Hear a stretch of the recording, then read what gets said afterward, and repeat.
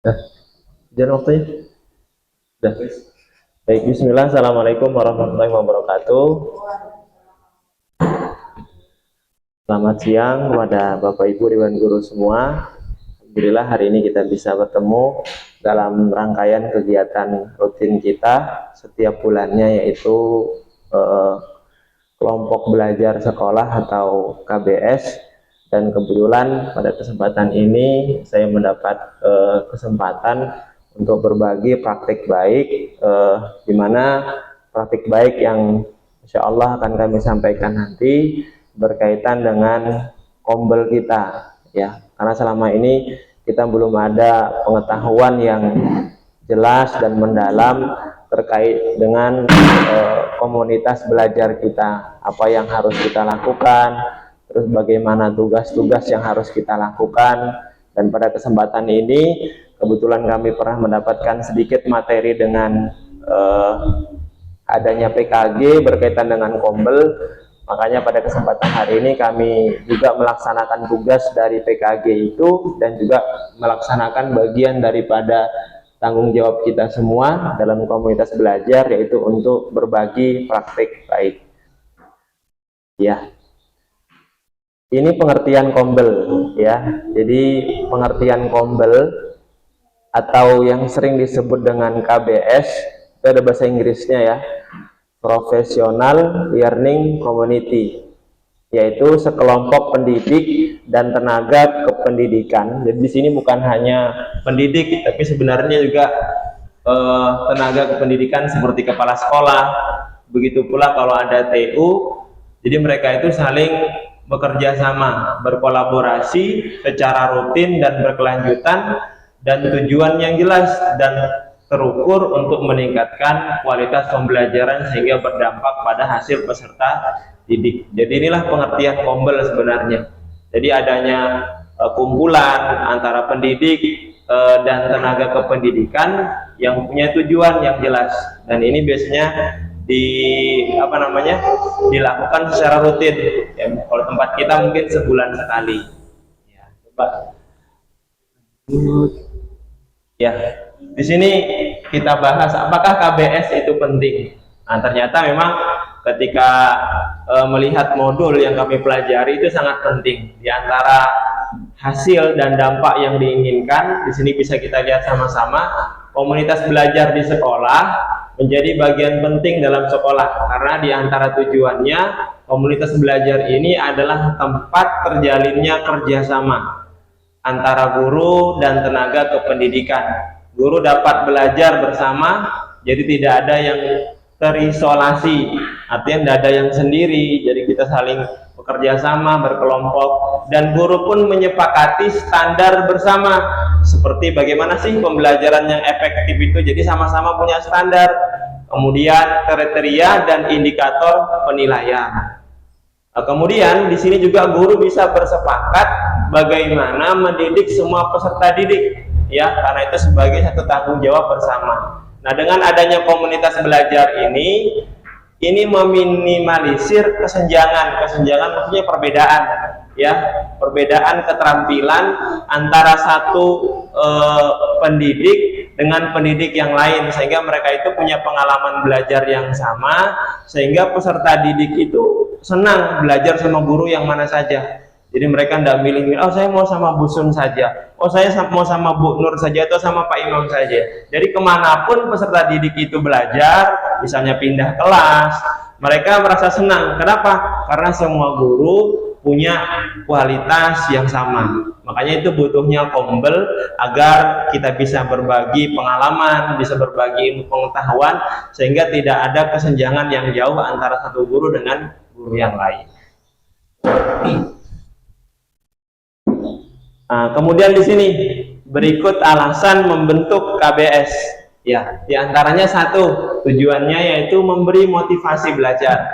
Jadi komunitas belajar dapat memberikan motivasi bagi guru untuk terus meningkatkan kualitas pembelajaran, sehingga dapat meningkatkan motivasi belajar peserta. Jadi sini diantara hal yang diinginkan dari terbentuknya kombel itu adalah memberikan motivasi bagi guru untuk terus meningkatkan pembelajaran, karena kan kita selalu evaluasi, kemudian kita juga memberikan pengalaman yang baru kepada guru yang lain, dan itu insya Allah akan memberikan motivasi kita untuk terus belajar.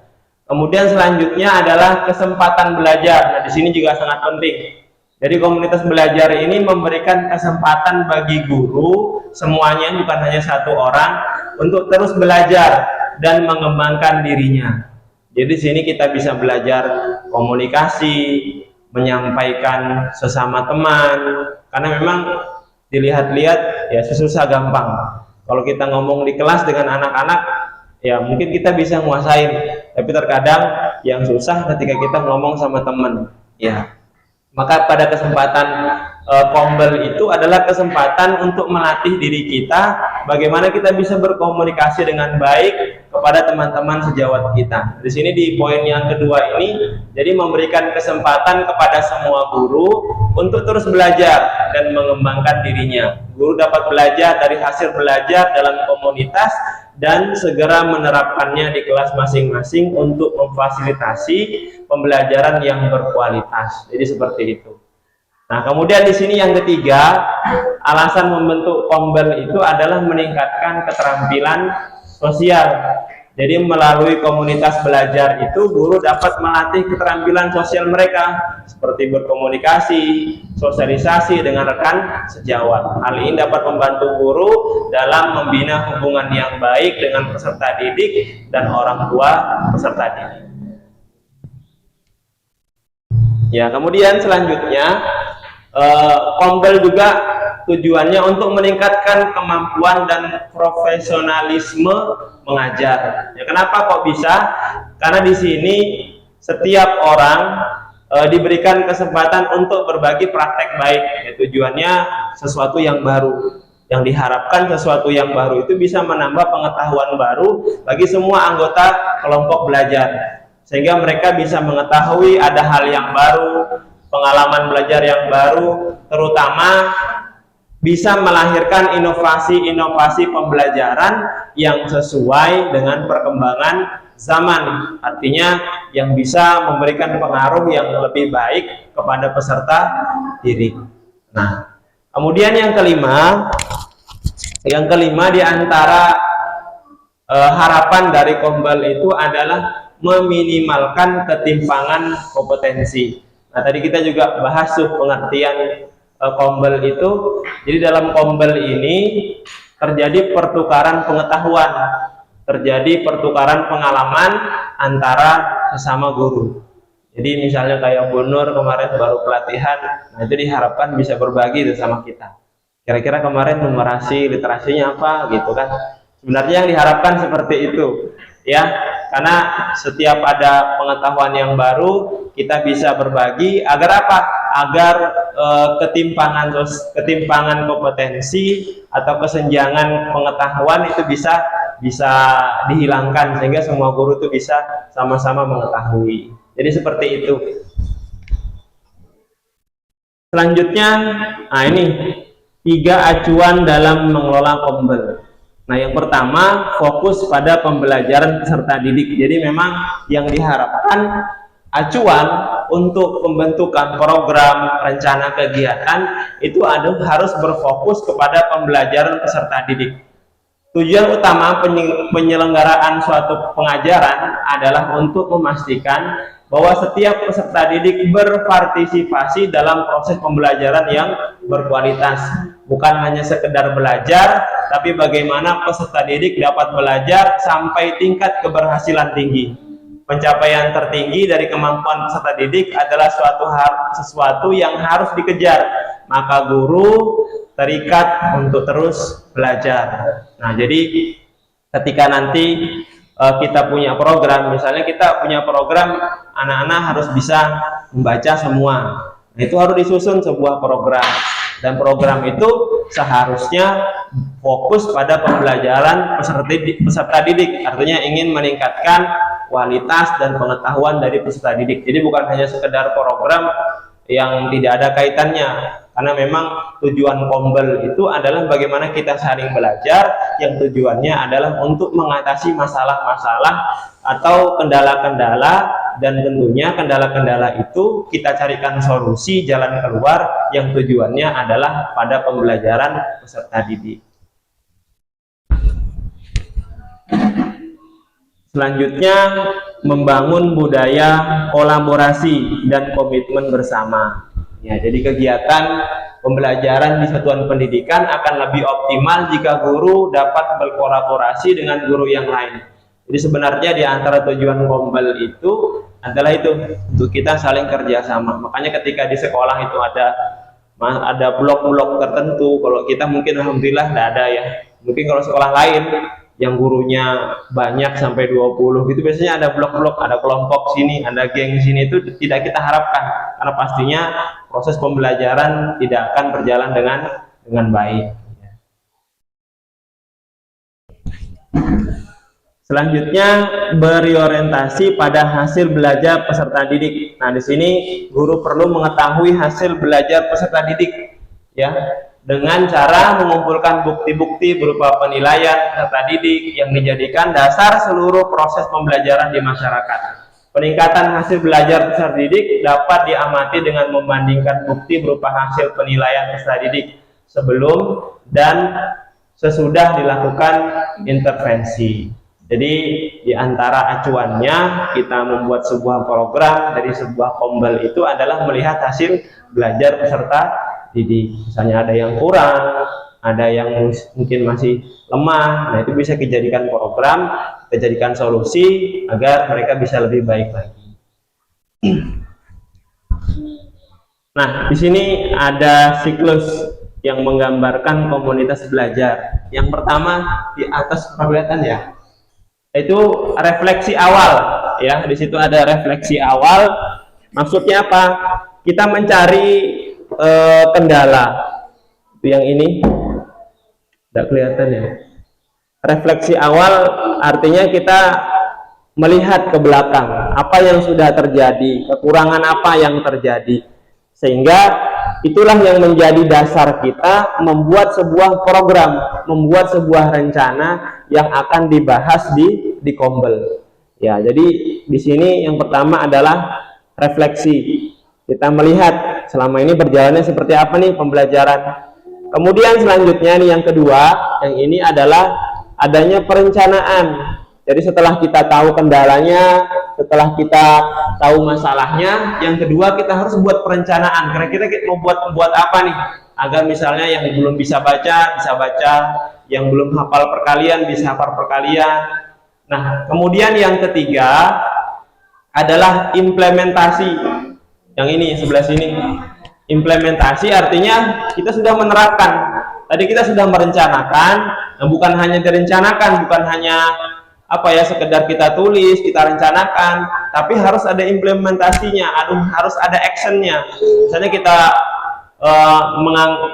merencanakan harus ada pojok baca, atau mungkin setiap 15 menit sebelum belajar kita harus baca dulu. Nah, itu harus diimplementasikan, harus diterapkan. Dan yang terakhir adanya harus evaluasi. Jadi harus dilihat selama ini sudah kita tahu nih kekurangannya peserta didik kita apa. Kemudian kita buat rencana kegiatan, kita buat cara-cara yang untuk bisa mengatasi yang belum bisa baca atau belum bisa perkalian. Kemudian kita terapkan tuh rencananya, jalan-jalannya, cara-caranya, dan terakhir juga harus kita laksanakan evaluasi. Jangan hanya cari kekurangannya, direncanakan, diterapkan, tapi tidak pernah kita cek, kita evaluasi sudah maksimal belum ya selama ini hasilnya anak-anak itu sudah saya terapkan, tapi kok masih belum bisa baca ya. Berarti kekurangannya di mana? Jadi itu bisa kita jadikan sebuah catatan untuk kemudian bisa membuat sebuah perbaikan yang lebih baik. Jadi ada 4 sebenarnya dalam Kombel yang bisa menjadi bagan untuk membuat sebuah Kombel itu menjadi baik. Yang pertama, kita harus refleksi, artinya melihat apa sih yang ada di sekolah kita nih yang menjadi masalahnya. Kemudian, nah rencananya kita ini apa? Setelah tahu itu kita rencananya mau buat apa? Kemudian harus diimplementasikan, diterapkan, dan kemudian yang terakhir harus dievaluasi. Kalau sudah baik, berarti dipertahankan. Kalau kurang baik, berarti diperbaiki, dan dicari apa sih yang masih menjadi kendala dan kekurangan selama ini. Jadi itu beberapa bagian dari siklus untuk menerapkan komunitas belajar di sekolah. Nah, di sini ada sedikit pembahasan. Yang pertama yaitu refleksi, kemudian perencanaan, kemudian implementasi, dan evaluasi. Nah, tadi kita sudah bahas tuh tentang refleksi, yaitu guru berdiskusi tentang analisis hasil belajar peserta didik yang bersumber dari beragam data peserta didik. Nah, ini bisa dari guru kelas atau guru mapel. Jadi kita kumpulkan semua guru seperti ini, kita dengarkan semua masukan. Oh, kelas saya kurangnya ini Pak, kelas saya masih lemahnya di sini Pak. Jadi itu kita kumpulkan semua masalahnya.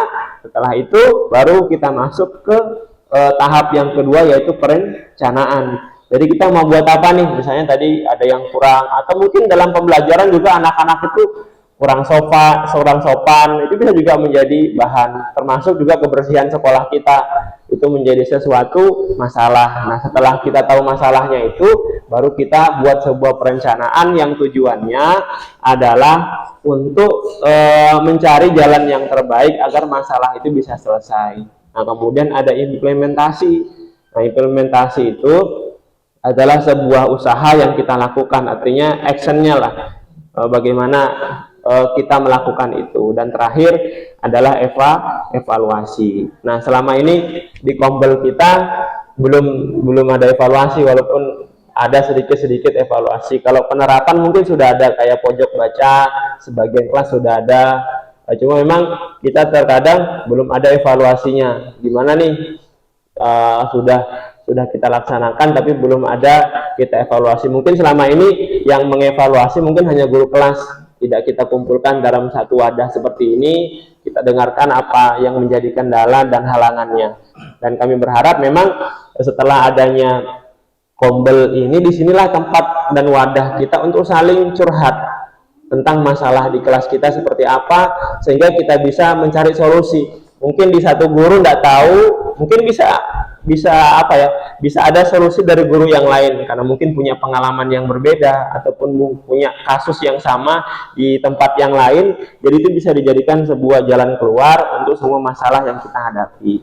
Nah, ini yang selama ini mungkin belum berjalan dengan baik ya, terkait Kombel kita, tupoksi atau bahasanya apa ya, tugas pokoknya anggota Kombel. Di situ ada pembina, ada ketua, dan ada sekretaris dan bendahara, dan ada anggota sebenarnya.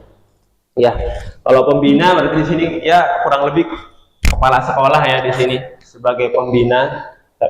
Di situ tugasnya berarti memberikan bimbingan, arahan, pengawasan terhadap seluruh kegiatan KBS. Jadi itu tugas pembina. Ya. Kemudian yang kedua, menjamin kegiatan KBS itu selaras dengan visi, misi, dan tujuan pendidikan di sekolah. Jadi tugas pembina. Jadi sebenarnya selama ini pembina kita atau Pak Kepala Sekolah terlalu jauh melangkah, karena dia juga yang buat sertifikat, dia juga yang buat undangan dan notulen, dia juga yang menentukan harinya. Jadi sebenarnya pembina kita semuanya merangkap. Ya, sebenarnya semua anggota Kombel itu punya tugas masing-masing. Iya, punya tugas masing-masing. Sebenarnya kepala sekolah atau pembina cuma membimbing sih, ya, membimbing, mengarahkan, atau bisa bertanya, ayo kapan kita Kombel, cukup sampai di situ. Tidak harus membuat sertifikat, membuat notulen, daftar hadir, tidak. Itu nanti tugasnya sekretaris di situ. Ya, sekretaris. Jadi seperti itu. Jadi memang Kombel itu, namanya Kombel kan harus saling kerjasama, berkolaborasi, dan punya tanggung jawab masing-masing sehingga Kombel itu bisa berjalan dengan baik. Nah, itu tugasnya pembina. Jadi pembina itu ya memberikan masukan, bimbingan, arahan, pengawasan. Nah, kemudian ketua, ya, di ketua. Ya, jadi ketua. Untuk ketua ya biasa memimpin dan mengkoordinasikan seluruh kegiatan KBS. Jadi sebenarnya di antara keberhasilan dari kombel itu juga tergantung dari ketua, ya. Jadi ketua itu punya pengaruh yang penting, terutama dalam keberlangsungan kombel kita ini, karena memang dia yang memimpin, dia yang mengkoordinasikan bagaimana kelanjutan dari kombel kita ini. Kemudian yang selanjutnya, bertanggung jawab atas pelaksanaan program kerja dan pencapaian tujuan komunitas belajar. Jadi memang ketua lah yang kemudian nanti bertanggung jawab atas pelaksanaan program kerjanya. Makanya memang setelah kita nanti selesai nih semester ini, mungkin nanti kita akan bahas lagi di semester 2 nanti ya, kita memang kita baguskan lah, diperbaikin lagi kombelnya, sehingga memang kita semester ini punya target dulu nih, kita targetnya selesaikan masalah apa gitu kan. Jadi kita buat rencana, kita implementasikan, nanti akhir semester nanti bisa kita evaluasi sudah maksimal belum.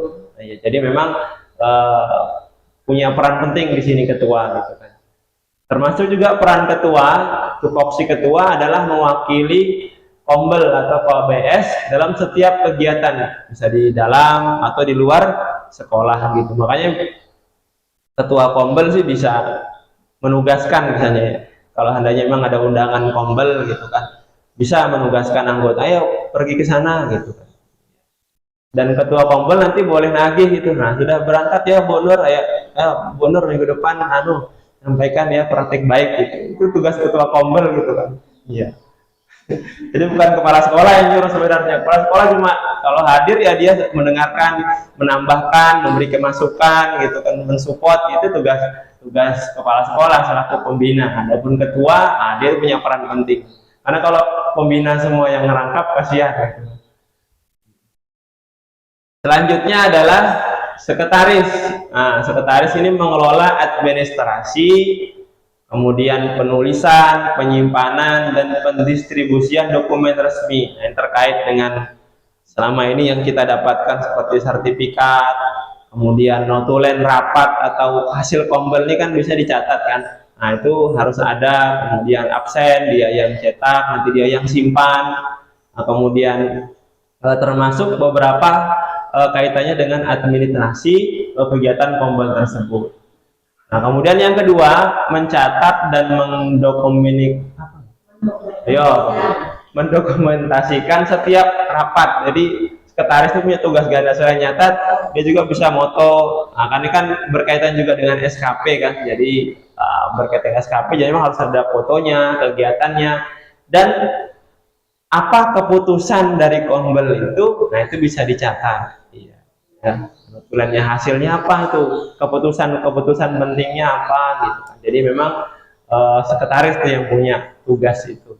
Nah kemudian selanjutnya adalah mengatur komunikasi internal dan eksternal komunitas belajar. Nah, memang sekretaris dan ketua ini harus sering komunikasi, koordinasi. Ayo kita kapan nih kombel gitu kan. Ya, kombel. Sebenarnya kalau ketua sih tinggal nyuruh-nyuruh aja sih ya, karena yang membuat undangan buat itu saya sekretaris gitu kan. Kemudian yang terakhir adalah bendahara, yaitu mengelola keuangan KBS, termasuk ada pencatatan, pengelolaan, dan pelaporan sekolah. Saya nggak tahu apakah di sekolah lain itu ada kas tersendiri, ya, kas tersendiri untuk kombel gitu kan. Kalau selama ini kan kalau kas kita kan memang kita sisihkan sebagian, terutama untuk konsumsi itu dari Bosnas gitu kan. Kalau kombel karena di sekolah kita itu satu orang 15.000, ya 15.000 untuk satu kali pertemuan, ya karena hanya boleh snack sebenarnya, ya hanya boleh snack, jadi satu orang dihargai 15.000. Ngambil 20.000 nggak boleh karena sudah ada aturannya seperti itu. Jadi selama ini keuangan kita untuk kombel itu masih diambil dari Bosnas gitu. Tapi kayaknya ini saya belum tahu juga secara pasti. Kalau sekolah lain mungkin punya kas tersendiri, sehingga kas itu mungkin ditarik setiap bulan. Dan mungkin dengan kasnya nanti kalau sudah banyak, ini bisa digunakan untuk studi tour, mungkin beli baju untuk kombel ya. Iya, bahkan mungkin sebagian mungkin ya itu untuk pergi jalan-jalan gitu kan, untuk jalan-jalan, pergi studi tour memang harus punya sih ya. Kalau bisa nanti untuk kedepannya kita punya kas tersendiri untuk kombel. Jadi kalau uangnya memang tidak dipakai kan, kita bisa kemana gitu untuk mungkin sekolah lain, atau mungkin sekali-sekali ke Bali gitu kan.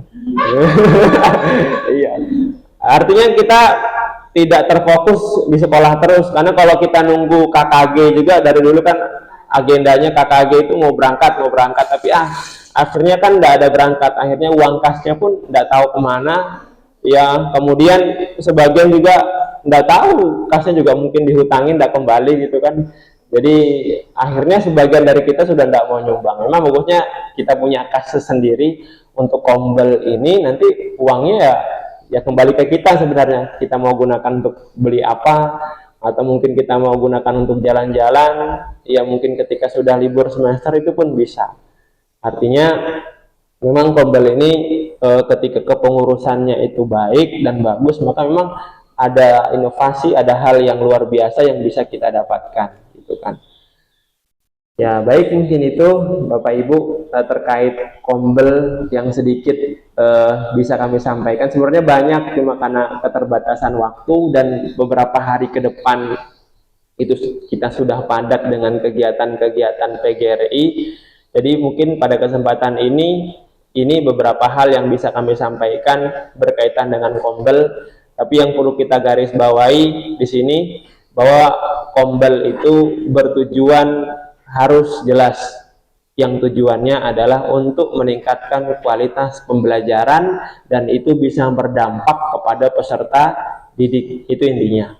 Jadi kombel itu bukan hanya membahas perkara-perkara di luar sekolah, tapi yang paling inti dan pokok tujuan dari kombel itu dulu diluncurkan sebagai bagian dari program sekolah, dan itu kan dipangkas dari pertemuan KKG kan. Kalau KKG dulu 12 bulan boleh ikut KKG, kemudian itu dibagi dua, ada kegiatan kombel di sekolah, ada kegiatan kombel antar sekolah. Jadi kalau ada program ini, di antara harapannya itu ingin memberikan sebuah dampak, yaitu meningkatkan kualitas pembelajaran terutama di sekolah, yang itu harus bisa memberikan perbaikan untuk peserta didik kita. Ya baik, mungkin itu Bapak Ibu sedikit pemaparan dari kami yang berkaitan dengan kombel. Kami berharap ada masukan, ada saran, ada tanggapan yang bisa diberikan kepada kami, sehingga memang kombel kita ini yang selama ini mungkin hanya sekedar untuk mencukupkan sertifikat kita untuk diupload di SKP, kita berharap bukan hanya itu, tapi memang bisa menambah pengetahuan kita. Karena kita tahu tadi ada tujuan kombel itu salah satunya adalah untuk memberikan kesempatan kepada semua guru untuk berbagi pengetahuan dan pengalaman baru untuk saling meningkatkan potensi dari kita semua. Terima kasih, kami akhiri. Assalamualaikum warahmatullahi wabarakatuh.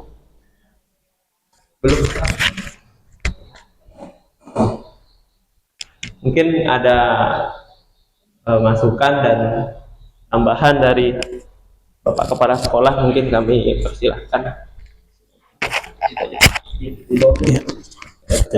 Kalau di televisi aja.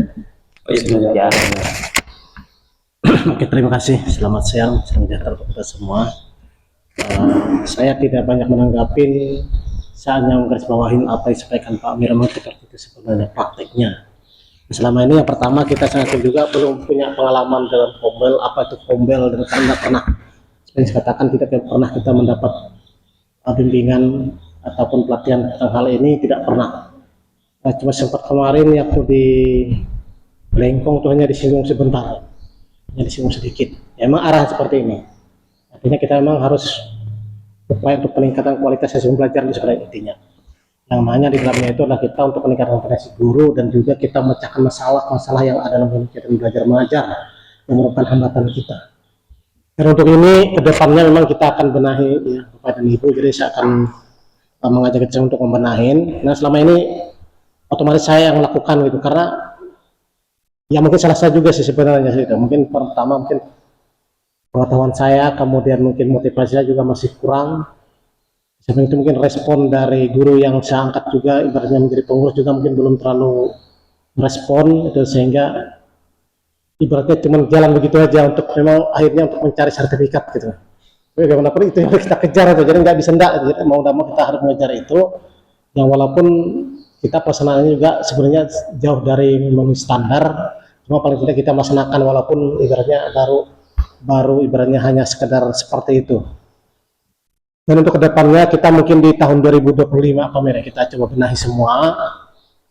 Dan saya sebenarnya mau mengangkat orang yang ibaratnya lebih, tapi kadang-kadang mikir juga kayak Pak Amir, saya angkat lagi banyak tugasnya, kasihan juga gitu. Jadi ada guru senior, saya posisikan guru senior itu. Guru senior kan ada ada Pak Fitri, itu kan senior, bahkan senior daripada saya sebenarnya. Kita beliau juga tidak terlalu mungkin kurang terlalu tertarik atau saya kurang tahu, sehingga kita seperti ini. Tapi mudah-mudahan di tahun 2025 nanti kita akan bentuk dengan baik, dan kita akan pilih orang yang memang yang memang betul-betul memiliki kemampuan di sini. Nanti kita pilih saja gitu ya. Jadi bukan saya nunjuk, kita pilih, jadi kita rapatkan dan seperti itu. Dan mudah-mudahan kedepannya juga apa yang ada di jalan yang disampaikan oleh Pak Amir ini bisa kita nyatakan. Jadi kita refleksi dulu apa masalah kita di sekolah, dan kita buat perencanaannya gimana, kita solusinya, dan nanti kita implementasikan dalam kegiatan sehari-hari. Dan kita evaluasinya semua seperti itu. Dan ini harus sejalan dengan visi dan misi kita yang sudah kita buat bersama. Jadi itu yang harus kita wujud nyatakan. Makanya saya selalu mengajukan sebenarnya kepada pihak-pihak yang bisa menjembatani kita, terutama dalam kita belajar mengajar, terutama dalam penentuan anak naik atau tidak. Itu saya sangat tidak setuju anak naik terus itu. Kalau anak naik terus misalnya tanpa kita melihat kemampuan dasarnya terutama baca tulis itu, ya nanti akan ke depannya. Itu sudah pengalaman ini. Bangsa Indonesia sudah menjadi bangsa yang predikat yang paling rendah untuk pendidikan di dunia, saya pikir seperti itu. Ini tidak lain saya kira karena kebijakan pendidikan yang kurang sesuai dengan apa yang kita harapkan. Dan makanya kita harus mensiasati bagaimana supaya anak kita ini selalu kita perhatikan, terutama untuk baca tulisnya. Baca tulisnya itu yang pertama. Kalau hitung saya pikir tidak terlalu yang penting baca tulis sendiri. Makanya saya prinsipnya seperti disampaikan oleh Pak Sadli dulu di sekolah di Sejendang itu, saya sangat setuju. Pokoknya kelas 1 itu ya ajar aja baca tulis itu, baca tulis itu lah. Supaya dalam 1 tahun mustahil mereka tidak bisa baca dan nulis selama 1 tahun. Artinya kalau kita mengikuti pelajaran setiap hari sesuai dengan apa yang ada itu, ya mungkin ya bisa aja, cuma itu hasilnya. Sementara yang kita butuhkan adalah hasilnya. Kemampuan anak paling tidak kelas 1 sudah bisa baca, kelas 2 sudah mungkin lancar, kelas 3 paling 5 sudah tidak bermasalah. Nah ini yang pertama yang harus kita angkat. Nah kemudian banyak hal juga yang lain yang perlu kita benahi juga dalam kegiatan kita sehari-hari, termasuk kebersihan dikatakan tadi, termasuk bagaimana tata krama siswa kita juga harus kita latih, harus kita biasakan. Nah makanya nanti ke depan juga saya mengajak ketika olahraga, nanti semua guru walaupun tidak ikut senam di situ, tapi kita mendampingin.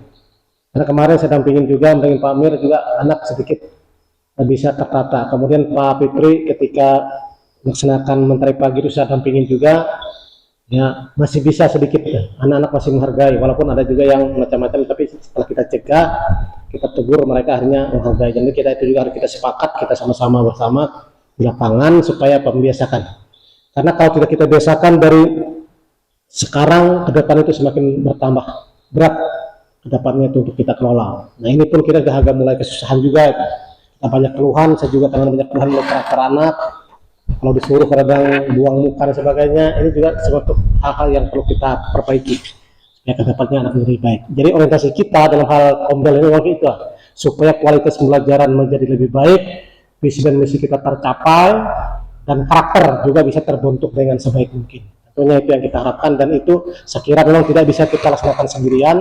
Saya saja sebagai kepala sekolah, Bapak Ibu saja, ya, tidak mungkin, artinya kita bersama. Secara tim kita laksanakan dengan secara bersama-sama, makanya kita berkolaborasi dalam kegiatan Kombel ini. Dan mungkin itu Bapak dan Ibu sebagai tambahan, saya sangat mengapresiasikan dengan sangat baik sekali. Ya setelah Pak Amir bisa mengikuti kegiatan ini, bermanfaat. Selama ini di K3S, di KKG kita hampir tidak pernah membicarakan Kombel. walaupun misalkan kombel tapi hanya sekedar kombel saja, bukan bagaimana kombel itu, apa kombel itu, apa tujuannya, dan apa yang dikerjakan dalam kombel itu kita katakanlah kita memang masih belum tahu.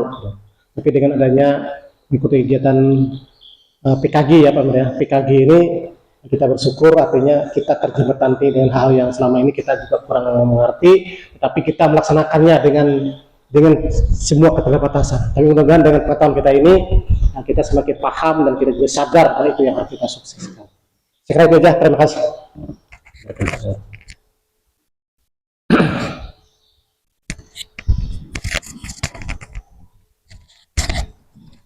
Baik, terima kasih kepada Pak Marno selaku pembina dari Kombel ini terkait apa yang sudah kami sampaikan tadi, dan beliau berharap memang kedepannya kita harus perbaiki terutama Kombel kita. Mungkin nanti kita akan bahas ini pada pertemuan selanjutnya. Mungkin dari pemberian namanya mungkin kita nanti sepakati nama Kombelnya Kombel apa gitu kan. Terus memang nanti ketika memang Pak Fitri selaku ketua juga mungkin merasa sibuk dengan kegiatan beliau atau kurang sanggup, mungkin kita juga harus ganti saja mungkin Pak, sehingga memang Kombel itu bisa berjalan dengan baik gitu kan. Artinya memang kasihan juga kalau seandainya kita bebankan ke beliau sedangkan beliau juga tidak sanggup, kita juga susah nanti mungkin mengaturnya, beliau juga kasihan karena mungkin juga sepuh gitu kan dengan kondisi yang ada. Jadi mungkin kita di semester atau tahun selanjutnya mungkin bisa kita ganti supaya memang Kombel ini bisa berjalan dengan baik gitu. Bapak Ibu ada yang mau ditambahkan lagi?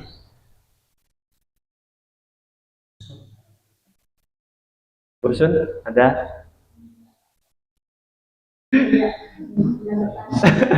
Ya, baik, mungkin cukup Bapak Ibu ya. Terima kasih kami ucapkan atas perhatian dan tanggapannya kepada saya selaku pemateri berbagi praktik baik pada kesempatan hari ini. Kita berharap memang Kombel kita ini bisa menjadi lebih baik, mulai dari bagaimana kita merancang, kemudian rencanakan, kita implementasikan, dan nanti kita evaluasi setiap yang kita lakukan, sehingga memang hasil yang didapatkan itu punya pengaruh yang besar terhadap pembelajaran yang kita berikan kepada peserta didik. Jadi seperti itu. Terima kasih kami ucapkan sekali lagi. Kami akhiri. Assalamualaikum warahmatullahi wabarakatuh dan selamat siang.